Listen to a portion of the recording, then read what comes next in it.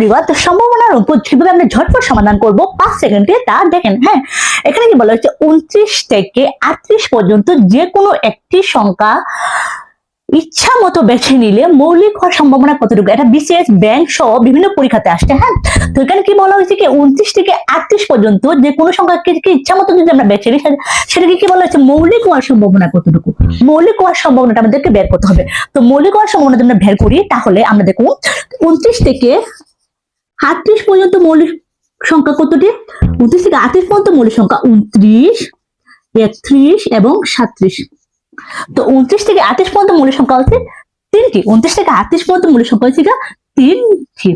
এখন কি বলছে কি সম্ভাবনা কতটুকু? 29 থেকে 38 পর্যন্ত সংখ্যা কতটি আছে? 29, 30, 31, 32, 33, 34, 35, 36, 37, 38 কে কয়টি সংখ্যা আছে? 9টি সংখ্যা আছে। হ্যাঁ, তো 29 থেকে তো 29টাও ধরতে হবে, 29টাও ধরতে হবে, ঠিক আছে? তাহলে কটা হবে? 10টা হবে 29 হতে, ঠিক আছে? তো 29 থেকে বলছে, ঠিক আছে? তো এখানে সংখ্যা আছে 10টি।